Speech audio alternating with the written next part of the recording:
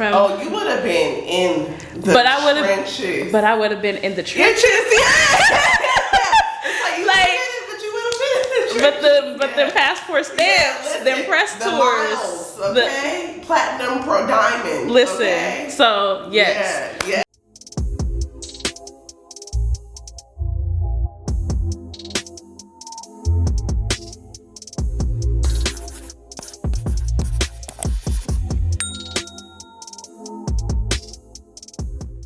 Hey guys, welcome back to the channel and to another video. If you're new here, thanks for stopping by. My name is Mia. And if you're a returning subscriber, what's good, y'all? As promised, today I am bringing you episode 2 of my writer Q&A series, and I am happy to have my co-writer for one of my episodes of The Shy, Miss Racquel Baker here. Yes. Thank you for being here. Thank you for having me. You guys, the first episode is already up by the time you watch this video, so make sure you go and check that out. And we are following up today. So last time I had Rashida here, who you know, because we work together on The Shy. And so I was explaining to Rashida, I really want these conversations to not feel like stuffy interviews. So like, this is just a conversation, just the camera just happens to be here. So we go kiki or whatever. We had a great time. Yeah. So I'm not. Like, follow up with that. Yeah. So all the energy, which I already expected, which is why I asked Racquel to be here. You guys have seen her work on shows like Good Trouble, Swagger. You worked on Boomerang, right, on BET, and now she's working here with me on The Shy. And I'm super excited to have her here. So, not gonna belabor the beginning because y'all know what you're here for. So the first question that I have, and this I don't have any that's another format of this. I don't have structured questions. Let it flow. But I start every interview with the standard interview question that everybody wants to know. Tell us about yourself. How did you did you get here? Like, what was your journey? Like, give it to us. You know? Well, like you, I'm from LA. Inglewood.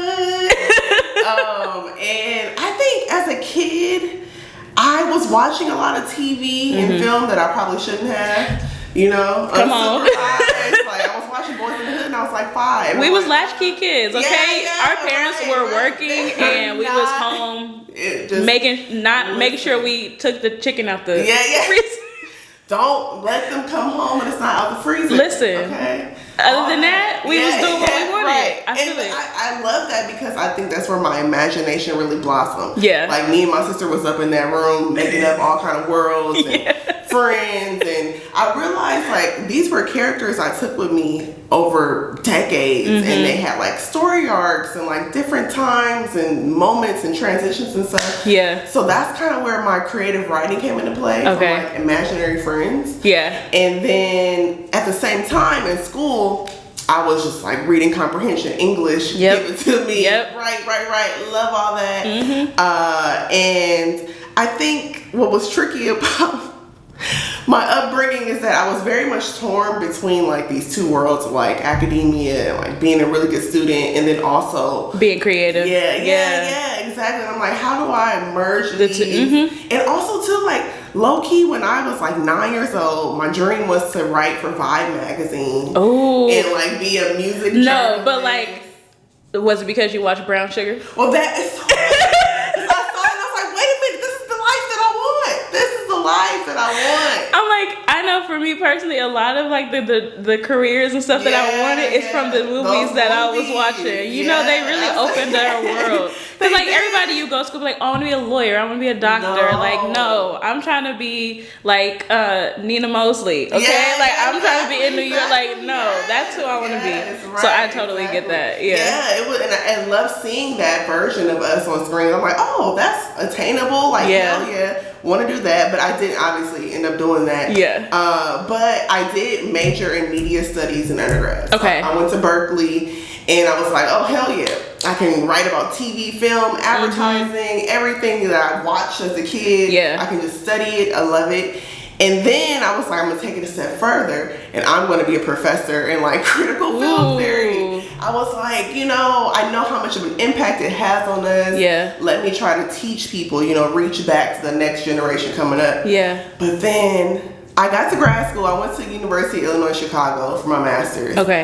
And I was like, I gotta get out of here. I can't. She said academia is not it. It's not. I've been hoodwinked. I've been bamboozled. It's not what I thought. It was not. Yeah. It wasn't. I heard our industry is competitive, but I hear academia is like in a weird way. Yeah. Like it's just like what you find. It's so funny. Something I've taken from that into screenwriting is like you find your area. Like my lane is this. I'm going to be the professional, the expert. You can't tell me nothing. But then it's just so insular. I wanted to like be with people, stop talking about theories and like make money. I was like, okay. Come on, because pay teachers at every level, from the kindergartners to the professors. It's the amount of work that you have to do is insane, like the grading, the syllabus, and all that. So I finished. I got my master's, and I was in Chicago. And I don't know if people know, but Chicago is like the advertising capital. Oh no, I didn't know that. America, basically. Low key, maybe New York, but it's so many big firms there. Yeah. And so I was like, well, why don't I just go work in advertising? And so I started working at this black agency. Come on now. Lord, it was great, but let me tell y'all, I was like, oh, this is like an HBCU. Yeah. Like, everybody was young and good looking and messing around with each other. Ooh, and it was like being that's a show. Yeah, that was my first sample. It was called Advertising. I love it. Oh, I love it. The antics and the characters, it was crazy. Okay. But that is where I found my love for screenwriting because one of our clients was NBC Universal. Okay. And so I had to work on Straight Outta Compton, Ride Along 2, Best Man Holiday. And in that, I had to read the scripts like ad nauseum and figure out what from there we can put in the trailer. To build out a whole campaign for it. Yeah. And I was like, what is this? All the time in college, I was watching movies, but I never read scripts. And so I saw a script and I was like, oh, I can do this. Yeah. I felt it so deep. Isn't that such a like interesting thing? It's like when it clicks, you'd be like, wait a minute. Yeah. Like that's how I felt when I went to set last year for the first time. And because originally when I got into the industry, like when I was younger, I loved writing. I always was planning to write, but I really want to direct. Because I didn't go to like film school, like I don't know all the technical like stuff about it. But then I went to set last season and I was like, they are not the ones. Like I was like, oh, and that's just, again, it goes back to not understanding whose role is what, because what I was thinking a director does is what a DP does. Like a director of photography, if you guys don't know what that is. Yes. They're the cinematographer. They're the ones that need to know how the cameras work and all the lenses and all the things. Yes, if you're a director and you have that background, it'll be helpful, but it's not a requirement. No. And I was just like, noted. I can do this. Like, I can run with it. Exactly. When you get that exposure, you need that exposure. I mean, how else would we have found these careers if we didn't see something like, oh, even if it's a movie, like you said, yeah.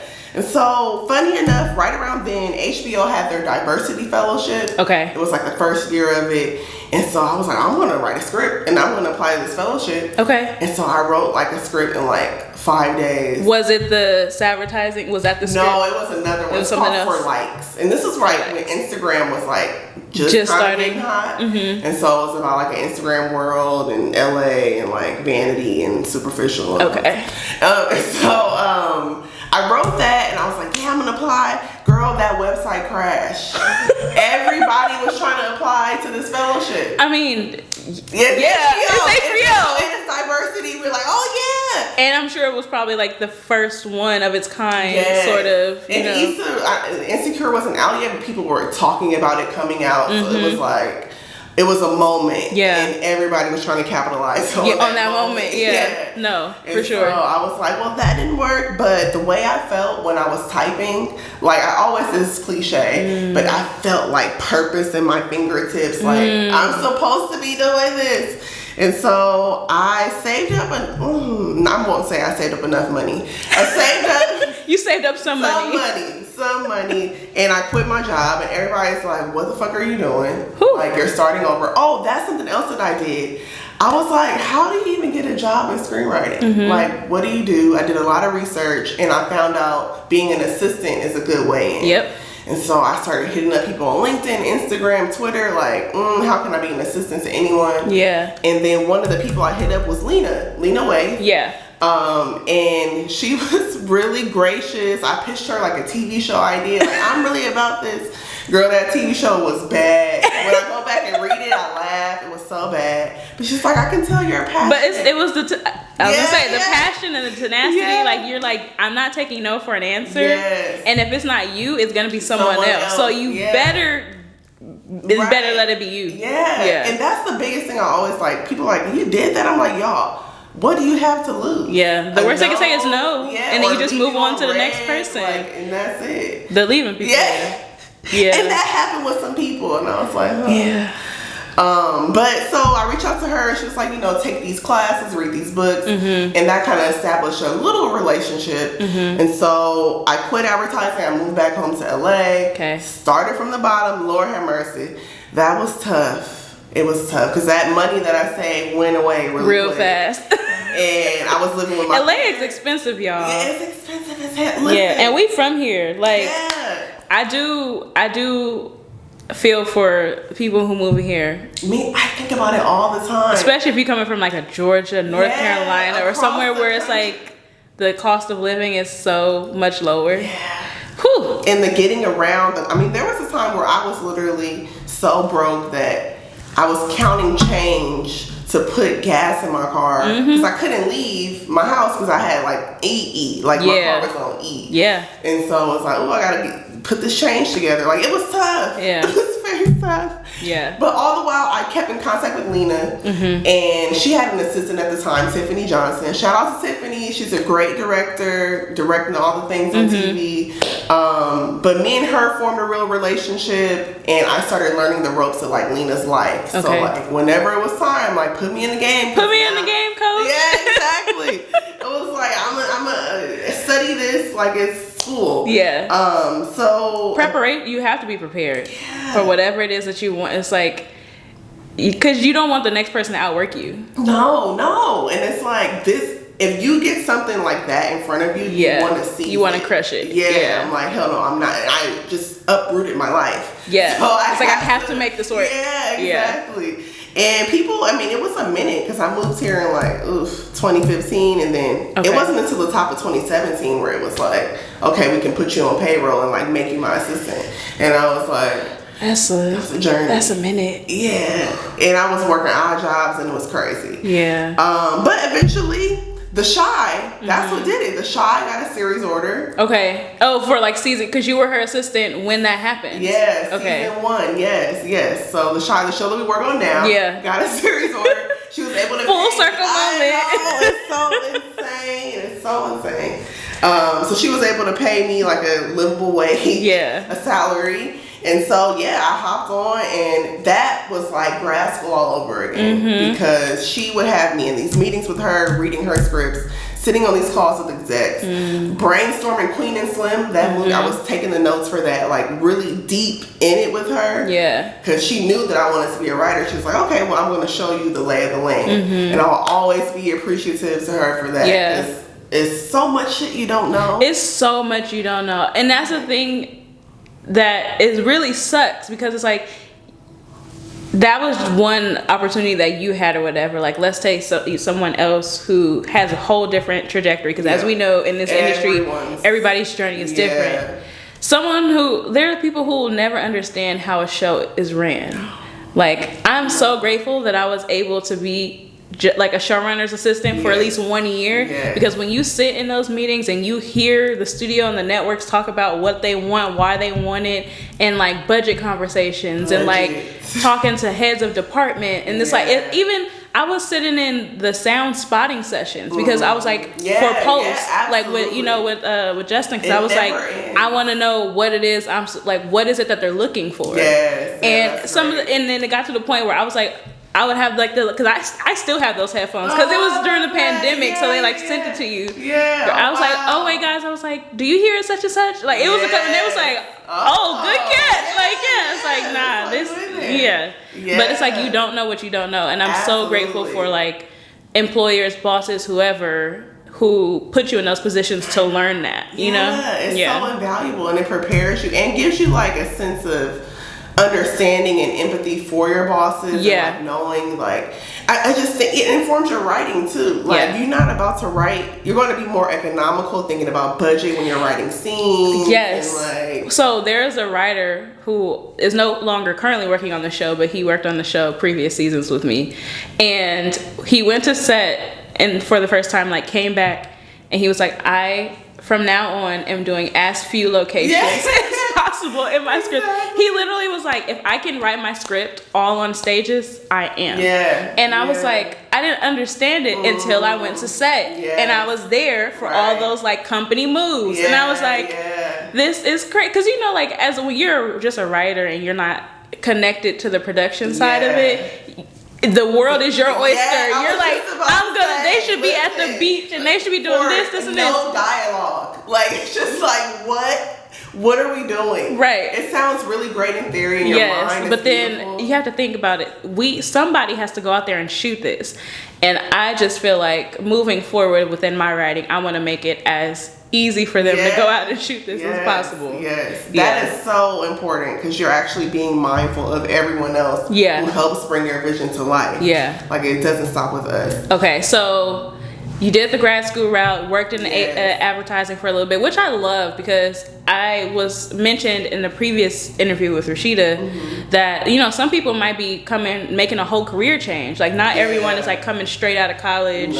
And, you know, might just be like a dream that they've had and they're like, I want to try it. You know what I mean? So I love that, like, your story, like, hits on that a little bit. Absolutely. But, you know, we've both been assistants, so I do want to talk a little bit more about that. So I guess my next question is like, when you do get that assistant role, whether it's like a personal assistant to someone like Alina, I interviewed to be someone's personal assistant before. They did not hire me. I won't say the name because NDAs were signed. However, I won't say the name of the person, but he did not hire me, and I was just like, It's a little grudge in my heart. I still love him though. But okay, I'm dying to know, but I will tell you right now. Oh wow. Yeah. Girl, but you know what though? I do feel like this is so cliche, but what is for you is for you. Absolutely. And like, the path that you're on is a little different from his, like, you know. Yeah, absolutely. And I agree, especially with the what's for you is for you part, because at the time, I want to be a writer and writer, eventually a producer. And at the time that I interviewed for him, like, his career was popping off with like acting stuff. Yes, exactly. And so it would have taken me away from. Oh, you would have been in the trenches. But I would have been in the trenches. But the passport stamps, them press tours, miles, okay? Platinum, diamond. Listen, so yes, but we're not. That's not what this is about. I know. So the question that I had though is, when you do get that, you know, coveted assistant position, whether it's like as a writer's PA, writer's assistant, or personal assistant, how do you feel that someone should go about like setting themselves apart and like making sure that, because a lot of times like you get in the position, anyone who is an assistant, you don't plan to stay an assistant. No. You know, so it's like, but it's also walking a fine line of making yourself invaluable to your boss, but also having your own stuff to do so that you have an escape plan to show. Exactly. Like, I'm not just here for play. And there were times like when I was flying with Lena all around, like not all around the world, but a few different countries. Yeah. It was very 5-star accommodations, all this stuff. And it's like, oh, I'm comfortable. Like, you know, but then it's like, you want this for yourself. Yeah. So how you gotta get in that weekend, like that is something that is really invaluable, is your time management. You know, making sure, like, I was taking multiple classes. I was carving out time on the weekends to write, get that script into shape. Yeah. Because it wasn't just enough to just be her assistant. I didn't I want my own career. But I think in order to even get in a place where, you know, your script is received well, or they want to give you opportunities, you got to have their back. Yeah. And I just really learned Lena and started anticipating her needs and like being proactive about it instead of reactive. Like, once you get a feel for like, this is how the day is going to go, this is what she likes, this is what she doesn't like okay, now I can be on top of it. Right. And thinking ahead, you don't ever want to just be like, oh, stuff is happening, because a lot of times assistants get the rap of like, oh, you're like lowly. But to me, you are managing someone's life. You are you have the literal keys to the kingdom. You are the gatekeeper. You are the one. Oh, for everything. Like the work and the person, all of it. So like thinking about it like that helps you to feel a little more empowered. Yeah. And then like more, I don't know, almost serious about it to where you're like, okay, I'm going to really treat this as the blessing that it is. Yeah, because it is. Like, proximity is everything. Everything. You know what I mean? Everything. And like you said, being able to be in those meetings and listen in on those conversations. Like, and another thing about proximity too is like so many of the people that I encountered, whether it was execs or other assistants who are now moving on in their career, I was cool with them even if we had like some scheduling issues. Like I'm gonna keep a cool demeanor so that when I'm done, y'all are in my back pocket. Hey, you know, I'm looking for a job. You're building your network. 1000%. So I think just being like a good person and being on top of things, it's just, it goes so far. And I think too, something you have to remember is this person has a lot on them, a lot of pressure, a lot of stress, and there may be times where they're not the best mood, and your instinct may be that I'm just gonna not best mood you back. Like I'm gonna give you that energy, and it's like, but that's not helping the situation. So how can I like offset that? Making sure you protect yourself, like keep your guard up, have your boundaries, but also like, okay, you going through that. It's not about me. It's not personal. It's business. I'm gonna that it doesn't fracture the relationship and like future opportunities. No, I think that's great. And what I love specifically about that whole conversation is the maintaining authentic relationships. I feel like it's something to touch on too, because you meet a lot of people in this industry. Like everybody wants to shake hands, especially when you're that close to someone who's like A-list, like everybody wants to shake your hand. Everybody wants to grab coffee. Everybody wants an informational interview, yada, yada, yada. But it's like the people that stick and that you actually want to help are the ones who are making themselves available to you, not the other way around. You know what I mean? Exactly. Because even like with I mentioned like in my last video that Rashida is my mentor currently, and I have yet to ask her for anything. I have not asked her to read a script. I'm just like, okay, we have this relationship. If I have a question, I know that I can talk to you, ask you, and she's definitely given me like advice on different things. But I have not given her anything. Like I haven't asked for notes, but like she sends me stuff all the time. You know what I mean? And we even talked about that in the video. Like she will literally call me at 7 or 8 a.m. in the morning. Like, hey girl, you up? And I'm just like, I mean, I am now. But it's also like that. One, it shows how much she trusts you. And fucks with your creative mind. You know what I mean? Like she wants your opinion, which speaks volumes. And then also, essentially, that's going to be something y'all could be co-EPs on something down the line. You know what I mean? Like you're establishing something here that's just gonna be fruitful in the future. But I think it's important for people to like realize and understand early on, and it's like you have, and I feel like we hear this a lot, especially when it comes on the topic of like mentorship, like make yourself useful to them, like don't come in with the ask, yada yada yada. And who knows when that like ask will come into play. Like I have stuff that I'm working on now that I could give to Rashida, but I'm like, no, I want to like make sure it's when I need it that I like need it, like that sort of thing. So you also don't want to not waste it, because I'm sure Rashida will be fine to read multiple drafts. It is like you're just being smart about it and intentional.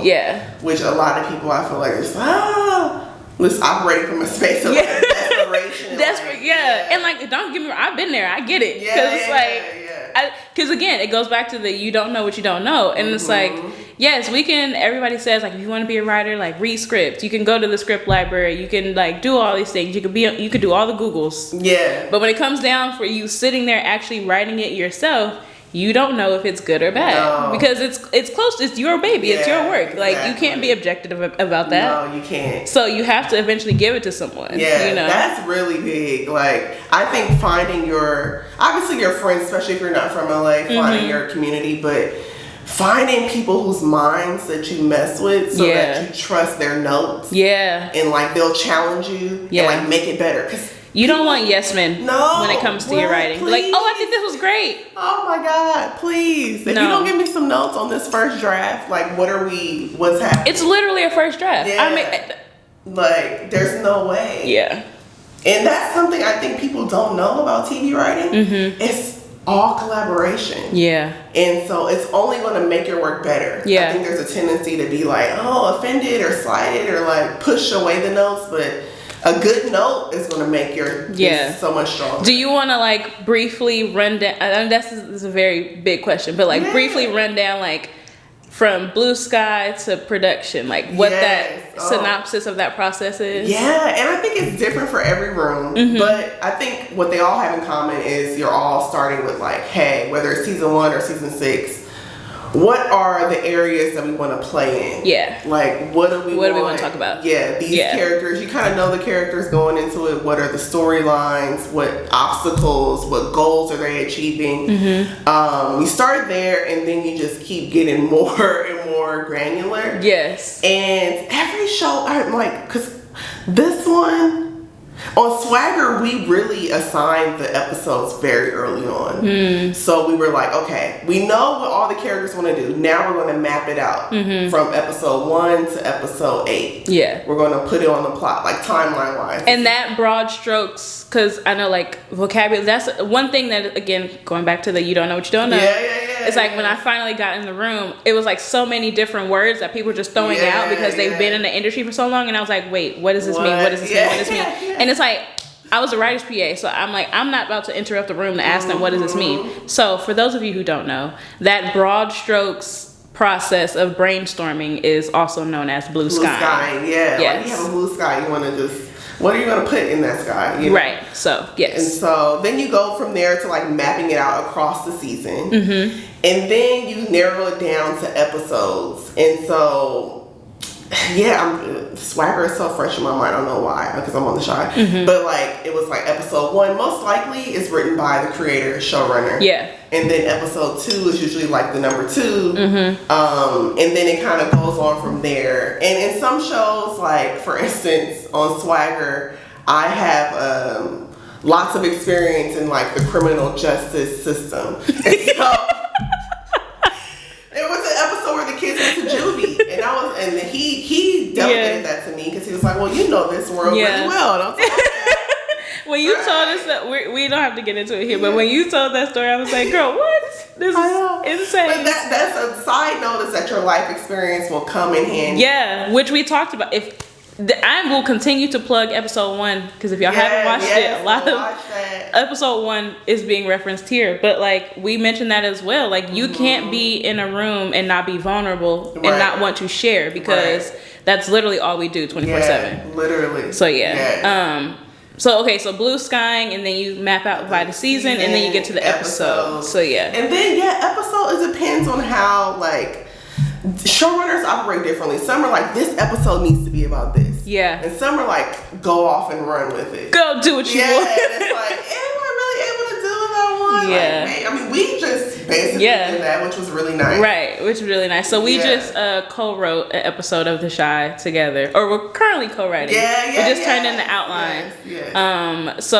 But like we were kind of able to, off of establishing like what are the major plot points for each character and over the course of the season, and we knew, okay, like this episode is going to be this. And then we kind of just sat down and was like, well, what do we want to happen with this, under this theme umbrella, this sort of thematic umbrella?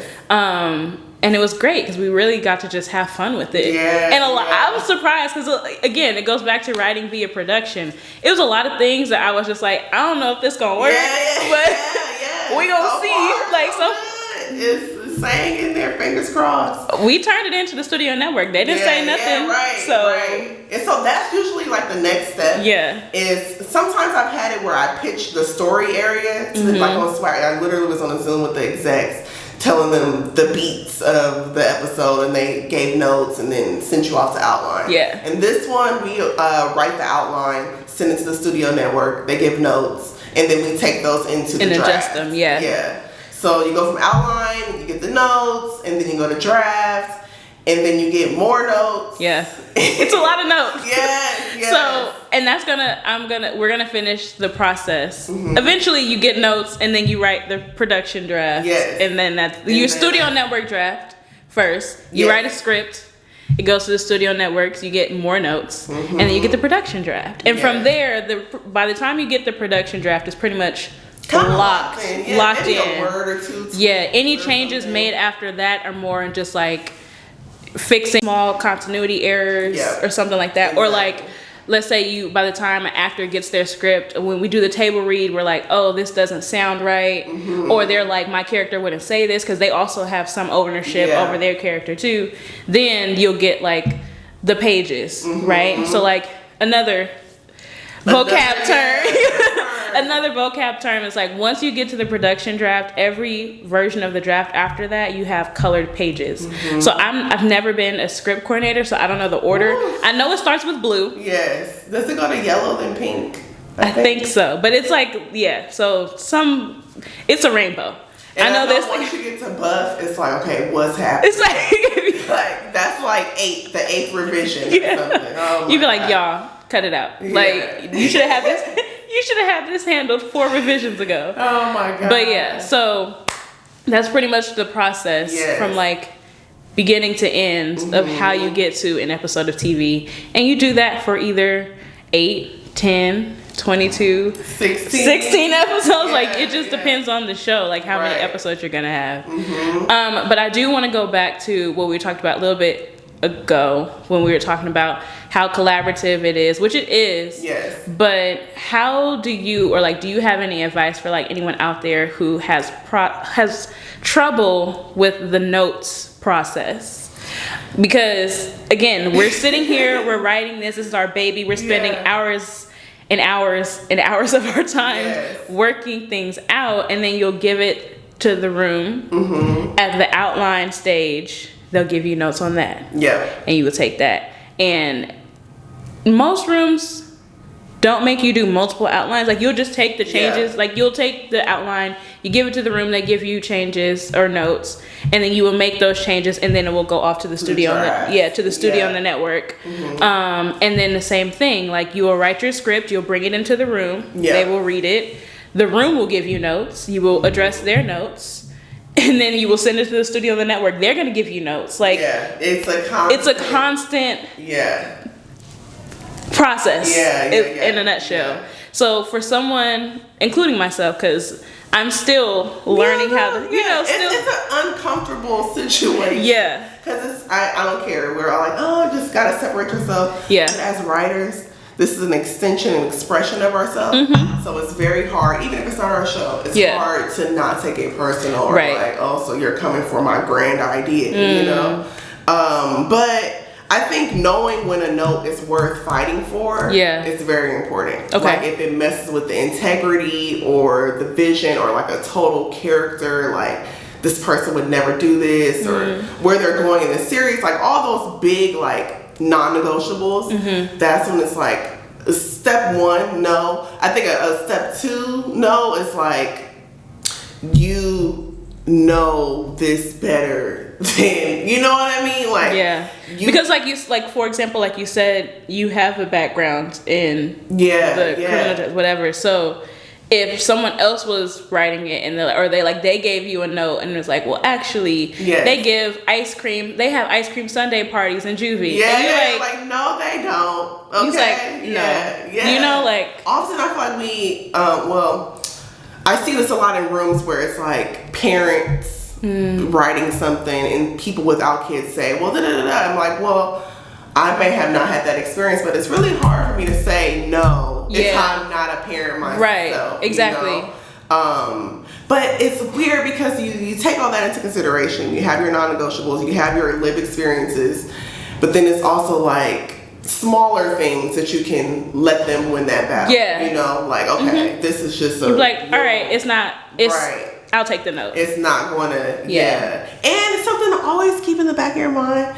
Like, almost every issue that is encountered in a room, a reminder that helps to like let go is, this is not your show. It's not your show. And it's like a mind fuck because you're hired to help elevate the show, to contribute to the show. Yeah. But if so-and-so wants to really argue you down about something that you feel equally strong about, it's just like, okay, it's not your show, man. Yeah, you just gotta take that L. And it's not an L because it's like, okay, cool, because that means it has not this idea the way that I have been processing it and stuff like that with taking notes or whatever is that means that it's not going to be on TV yet, which is great because I can go put it in. I can go put it in my show. So it's like it's not going to be redundant because it hasn't been seen before. You know? Yeah. And I think it's just like I'm not about to force you to take my good ideas. I will keep them for myself. And too, that goes to another point. It's like not reading the room, but knowing who you're working with. How obstinate are they? How flexible are they? How open or closed are they? And like knowing how far you can go with the fight. Yeah. Because sometimes like, oh, this is not going anywhere. Yeah. So I'm just gonna, even though I know in my heart of hearts like, this would probably work better. Okay, cool. But I think anytime you do let go of a note or you let someone get their note in, it's important to remember it's not a mark on your worth. Oh, absolutely. And absolutely. Which can be hard to remember early on. Like I said, I have been a writer on staff for all of 3 seconds. And I am still But you were learning. In the vicinity the whole time, and I think you got a good... So I was in the vicinity, but it's also like I wasn't the one that had to fall on the sword. Yeah, like you watched so it's different, and it's crazy how the switch happens because it was like when I was the writer's, support staff. When I was, one of the support staff roles, I would be watching the conversations and like you form an opinion, you kind of like side with one person or the other. But you know what I mean? It's like but now I'm one of the sides, and I'm like. Oh my I don't appreciate this. Yes. Oh, it's so hard. Yeah, but it's just I think, like you said, at the end of the day, remembering one, it's not your show, but also, it's not your show, and then you can go make your show and do all the things you want, and it's not a mark on your creative talent. Like it doesn't mean you don't know what you're talking about. It's so weird because like we're supposed to have definitive answers like yes, no, object, but then it's also so subjective. So like you end up getting into back and forth about stuff that's like we are not curing cancer. No, we're not, and it's like it ain't that deep. It's entertainment. I'm not getting an ulcer. Oh my gosh, please don't do that. Please don't get an ulcer. Oh, okay, so we talked about, to recap in my mind. We talked about your journey of like career shift, which I really do love. We talked about like the note-taking process, being in a room, making yourself valuable as an assistant. I think the next thing I want to kind of touch on is navigating representation. And representation in terms of like not like diversity, like representation. That will be a discussion at a later date. But in terms of managers and agents and like all of that, and when it comes to again your artistic integrity, and having people in your corner who are gonna fight for you, who are gonna go to bat for you, who are like, no, my client says this. Like I personally don't have representation at the moment. I'm gonna like start the whole search or whatever pretty soon. But like what was that process like for you? And like even now with your current team, how do you navigate, like you write something, because when you work with a manager, am I not wrong, they give you notes on like how they think they can make it better so you guys can take it at, like so like what is that whole process it becomes like kind of at your discretion, like where you want to bring them into it, how involved you want them, like do you want them from the start when it's just a vague idea, or do you want them full draft like then? And I'll rewind back to how I even got my current reps. So before I was repped at 3 Arts, and the reason I got that was because I was complaining to someone about not being staffed yet. And they were like, oh, well, send me your script. And if I like it, I'll send it to my reps and they can try to help you get a job. Okay. So she liked it. She sent it to her reps. And I was like, oh, it's 3 arts. This is amazing. Yeah. So it didn't take much for them to like woo me. And I went to meet with them and they were all like, you know, up my ass. Oh, you're amazing. Love you. Yeah. I want to sign you. I'm like, hell yeah. What? And no one else was there. Like no one else was around. You had no other options. Yeah. So, yeah. But let me tell you something. This is such an analogy for like dating. Okay. And like, you know. Come on, life lessons. Listen. Learn. It's such a life lesson. In the industry. Yeah. Give it to us. Because you don't want to be too like, again, desperate and just jumping and thirsty. Like, oh, this person is like really good looking or oh, they're really rich or whatever. Yeah. And just go with them because it's like a name. You want to be sure you're aligned in all the ways and that you see some action behind the words that they're saying. Yeah. Because I was with 3 Arts for like 2 years. And at first there was a little momentum. I was getting meetings, like general meetings. You know, you're going around town, meeting with execs, getting to know them for potential development or staffing later on. But then it just kind of fizzled out. And I think it was a 2-part issue. I was on a job. So they were like, you know, you're straight. Yeah, I'm like, we did our job. No. Like, I want another job after this. Right. I want to be consistent. Rashida was in the last video was like, I want to work like a postal worker. Yes. Like, consistently, rain or shine, it don't stop. Like, it's not easy to do in this industry, but it can be done with the right people. Team. Yeah. And then secondly, my former reps were producers as well. And they had like this Emmy Award winning client on their team. And he was getting all the shine. He's everywhere. And so they were really, I just felt like the kid that was neglected. Yeah. And I'm like, hello, what do you like me? What are you doing about me? I would email them over and I want to meet this. And it was just like telling me what I wanted to hear. Yeah, it's just lip service. Yeah. And I was like, yo, this is insane. And it was very much like gaslighting. Like, you're telling me one thing, but you're doing another. I'm not seeing any results. Is it me? Yeah. Then I have to go back and think, okay, could my shit be better? Like, what's going on? Yeah, because again, it's like, it makes you second guess and wonder, why are they not as excited about me? Like, is there something with my work? Like, what's tea? And that is why communication is so important. Absolutely. Because I started like drilling them at the end. Like, I don't care if they said no. I want to know they said no and why they said no. Because in their mind, like, oh, that's not an update. They said no. I said. But it's like, they're saying no for a reason. Yeah. And if there's a potential note that can make my writing better, that can make this story better, I want the note. Tell me. Yeah. So that was a long journey of me finally getting to, I have to sever this relationship. Yeah. And, you know, similar to dating, you break up and I was out there and I was like, oh, am I going to find love again? Like, you know, I don't know. Does anyone want me? It's a mindfuck. It's so dramatic. Yeah. And so I started hitting up different exec friends that I had. Okay. Like, hey, I'm on the market. I'm looking for a new boo. And so they sent my stuff out. And eventually I narrowed it down to like 3 different, because come to find out, 4 different managers are like, oh yeah, we want to talk to her. I'm like, huh, okay. Interesting. So that was nice. Yeah. And then I was like, you know what, this time I'm going to date. And y'all are going to court me. You know what I mean? Like, you're going to roll out the red carpet. You're going to woo me. You're going to tell me why I need to be managed by you. Yeah, not just like, oh, whatever, just basic little things. So I made sure I had like a lot of questions and just really kind of going in on these meetings.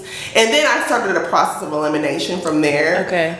One person, she seemed really better fit for like someone who's been in it for like 20 years. Okay. And I'm newer, that's not me. And then it was down to my current folks now who are at Grandview, and then this other guy, I forget where he was. But I could just tell the other guy was doing some of that puff stuff and like just telling me what I wanted to hear. And the other 2 really understood me and my journey and my experience as a person and how that informs my writing and the kind of stuff I like to write about. They just like got me and like it turned into like a key. Like, it was a 2-hour conversation. Now we're just talking. Yeah. Which was also important because I wanted a good line of communication with my reps. Yeah. Like, I didn't want us to feel like transactional. I wanted us to feel like we're good. Yeah. So I also did this. I asked my agent friends, hey, or my other exec friends and agent friends, have you heard of these people? Give me and this guy, he told me, yeah, I know so-and-so at A24, blah, blah, blah. So I hit up my friend at A24. She never heard of this man. Who she did hear of were the other two and said they were amazing. I was like, okay, well. Nice knowing you. Yeah. Thank you for the meeting. Oh, yeah. Yeah. And so I signed with them, and let me tell you, 3 months in, I had like, I don't know, 20 something meetings. That was more meetings than I had in 2 years with 3 artists. Wow. They were going in. Like, they're so aggressive. Yeah. In a way that's like not turn on. They're also young, like they're younger than me. So they're hungry. They're hungry as hell. And you want someone who's going to work free. Like if I am being departed from my coins. Yeah. Because they take a percentage. Yes. Like you have to you have to earn it. I feel nothing. I'm like, yes, take it, please. You're like, you can have it. Do you need more? Like you keeping me employed. Yeah. Because I also got them at a time where I was on a hiatus, which is a fun word for unemployed. Yeah. Like, so I think that's another, gonna drop a dime in a meter right here real quick. Yeah. I think that is another misconception that people have, that like you're just a writer and you're the writer for the whole year. That's not how it works. Oh. So we're contract workers, and the contract again depends on how long of a show you're on. So on a show that's like a 10 episode show, you get 24 weeks max. Yeah. So that is a good 6-ish months of work. And then you gotta find your next job. Yeah. Sometimes, like if you're on a network show, then you're kind of set for the year because it goes a little bit long. It's like more of a 9-month commitment or whatever. So if you have a hiatus and you've been asked back, I think of it as like, summer vacation for teachers, exactly. Because it just so happened the way with how specifically on our show the timeline works out. It's like usually we're finishing during the summer, and we come back in the fall. Like those years, even when I was support staff, and I was like, oh, I'm chilling during the summer. Like I ain't gotta do. I mean, I was. Working on my writing. Child, I was outside. Okay, I'm like, I know I'm about to be back at work. Like, you have a job here, like security. Which is but that's unheard of in this industry. Like, it's such a blessing that this show, The Chi, has at this point gone on for 6 seasons because most of the shows go maybe 2. Shoot, Netflix be canceling whole $1 million budget for shows after 1 season. Like it's crazy. It's insane. So yes, just wanted to let y'all know now that like just because you're gonna like when you become a writer, it's like, oh, like I've made it. No, you're constantly hustling for your next job because your contract is, and don't get in a mini room. A mini room will be like a full writer's room setup, like breaking story, blue skying, doing all the scripts in like a month, and then y'all out. Yeah, and you may not even, that show may not get picked up. Right. And so you just worked for a month for kind of nothing.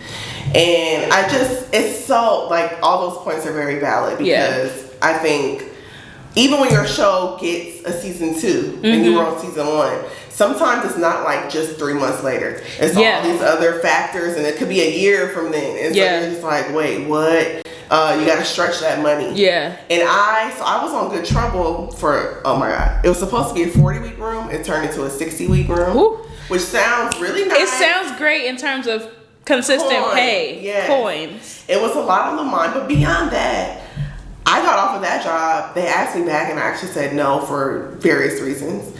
But I was like, I'll be good. I can go out here and get another job. No, I couldn't. 11 months. I was out of work for 11 months. And that money, it could stretch, and it stretched so far. It got me somewhere, but not all the way through. Right. So that is around the time when I got these new reps, and I was like, y'all, I need a job. I don't care what they're saying. I need a fucking job. Yeah. And so that was also really important for me. Like, are they going to give me? And they went in for the swagger opportunity. Yeah. They I went through 5 rounds of interviews. Yeah. Like they made me meet with everyone to make sure that I was like good. And I was like, okay, yeah, I'll do it. Because I want this job, and whoever I meet with, I'm gonna wow them and blah blah blah. But that's a lot of interviews for one show. It was a lot. For one show. It started in December. The show didn't start until April. Ooh. So it was like interviews over the course of the month. Wow. What's happening? Everything is, yeah. I don't know if you can ever be like, yeah, I'm set. No, not in this. No. Yeah. I was going to try to say no. Like, we know like a bit about the Shy's future, so we can kind of feel good. But it's still just like planning ahead is really important. And you have to, just like you said, as an assistant, you need to have great time management. Once you get the job, you got to have great money management because do not get these script payments. No, it's real. Like, first of all, taxes. Oh, because the more you make, the more they're going to tax. Yeah. And putting that aside, I'm like, before I didn't have an accountant and I just got one. Yeah. And like the S Corp is, if you're, I think as soon as you become a writer, get that S Corp because it's going to save you so much in taxes. But also just having someone keeping track of all that for you. Yeah, it's just a lot. I am about to, I'm scheduling a meeting with my accountant because I'm like, I have touched nothing. Yeah. Like, the money is just sitting there because I am afraid. I know I owe tax. Like, can you explain to me, like, what is the percentage of tax that, like, I have to pay this, I have to pay this. I just need to sit down and have them outline, okay, this is where everything is going. Mm-hmm. Until then, I feel like I can't touch nothing. And this is an issue because I got plans, all right? Summer is coming. I am going on vacation. And you can totally do, I'm sure you can. But it is, to your point, like, a little scary because you're like, I don't know. How much can I spend? How much can I not? Like, it's a real thing. Yeah. It's a real thing. Yeah.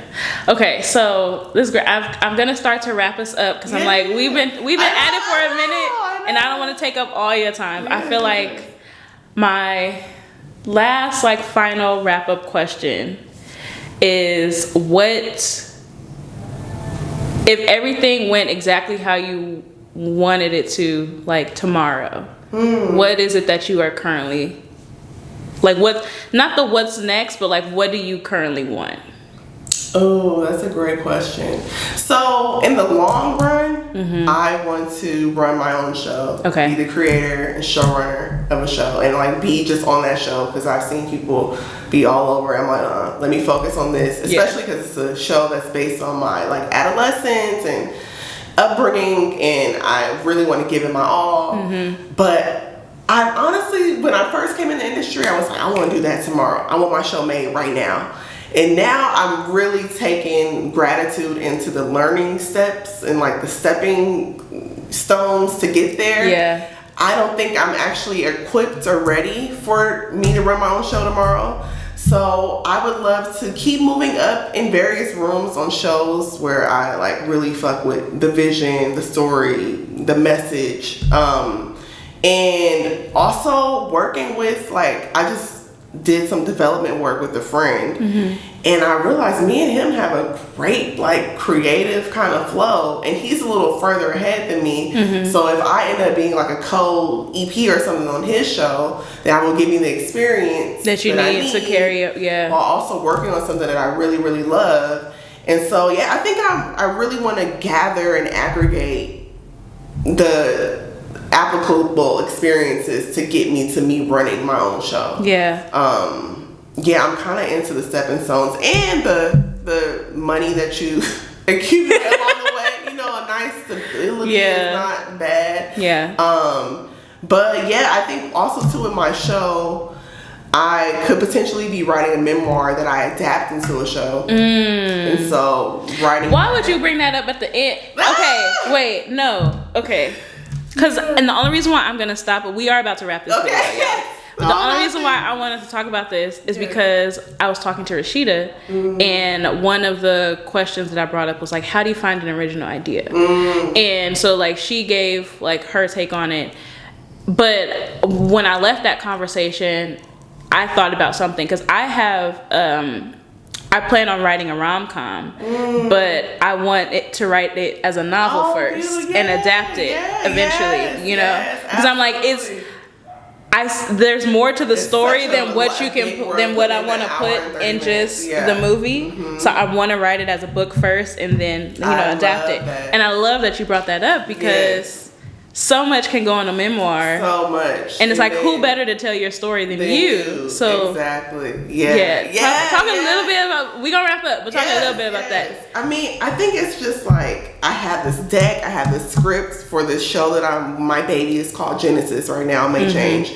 But everyone's like, oh my God, your life is so interesting. But they're not green lighting the show based on my life. So I'm like, what is happening? Do I need to really divulge and like go even smaller and granular with like essays on like different stages of my life and like really get bigger with the world and everything? And so that's what got me on that memoir train. Okay. Because similar to what you're saying, it may not ever fit into a series, but if you read the book and you're like, oh, this and that, you can pull stuff from it. You can pull stuff from it. Yeah. It's an undertaking. It is an undertaking. But also, I want people to know, again, going back to earlier conversation that we had about making a career shift. Yeah. Let's say you're already an author or you want to become a screenwriter. When I was working at WME as an assistant, one of the last department that I worked in before I left was literary packaging, there was a whole department dedicating to taking pieces of IP, whether it's a novel, whether it's a newspaper article, whatever, and representing either the writer or whoever created it, selling and optioning the rights to their work and having that adapted to screen or film. So I just want, like, there's, again, so many things that we don't know about and different avenues into this industry. I know. Like Fleischman in Trouble, the creator and I think showrunner of that was just an author. Her book did really well and they adapted it to a TV show. And even I believe on this show, specifically talking about like the career aspect of it, how it can like jumpstart your career. 2 of the writers that worked on this show had never wrote TV a day in their life. They were playwrights. And they were playwrights. They had produced plays in Chicago. And that was how they started working on this show. So again, going back to what we said before, like there are so many different ways to get into this industry. Absolutely. So well, that was great. Questions are amazing. Okay? Thank you, girl. I'm like using a little bit of my journalism background. I love the flow. It's really, really good. Okay. Well, I appreciate you for being here so much.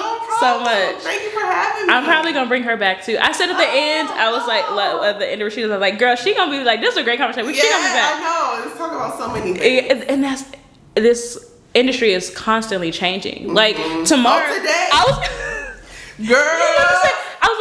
so if we had did this tomorrow, we could have been talking about whether or not we're on strike right now because literally when the day that we recording this, it is May 1st. So we should be finding out whether we are going on a writer's strike or not. Yeah. Which is a whole episode. That's what I'm saying. It's a whole other episode. She will be back at some point, guys. I would love to. Same question that I asked Rashida at the end. Are you on socials? Do you do that? Yes. And how do you use your platform? Like, cause you follow me, so you know that I sort of like do all the things. But like a lot of writers I know don't have a social, like they don't. Yeah. It's just their socials is just like their life. They're not looking to establish. Be more. I don't know. I am on Instagram and Twitter. Okay. At It's the Rock, ITSTHERAC. It'll be somewhere on the screen. Okay. And I think both of them. Like, I will post about writing accomplishments, but I'll do it at, like, the end. You know what I mean? Yeah, it's like after it's done. After I got off a set. Or, it's coming out, I'm going to post about it. Yeah. I'm trying to figure out a way, I actually want to do this in conjunction with the memoir to, like, infuse more of, like, my life story in there. So that can be, like, a little platform. Yeah, girl, you better use that advertising back. You better build a camp. Listen, because the thing about it is like we have all this experience and like you have to use the experiences that you got for working for other people to working for yourself. Yeah. Like you know how to build out a campaign. Yeah, I know. I gotta really turn that part of my mind back on. But don't get me so crazy. About to be up in here doing it now. Listen, we got 30 minutes before we gotta work. We gonna blow off this campaign. I am not. You know how they say I'm not the friend to call if you don't want to spend money. I am not the friend to call if you don't want to execute a plan. Because I will literally sit here and be like, all right, so how we doing this? I love that. Yes. Permit fingers. That's the kind of friend you need. Yeah. I love that. I don't let people sit and do nothing. Okay, so we are officially wrapped. Yeah. Thank you so much for being here. If, like I said, if you have any questions, specifically that you want me to ask in future episodes, you can drop them down in the description box, and not the description box, the comment box, comment section, and whoever I invite to the show next, I will ask them those questions. If you want to follow Racquel specifically, her socials will be on the screen as well as in the description box. And I will see y'all in my next video. Yeah, bye guys. Oh, love it. Thank you so much. I was so over here like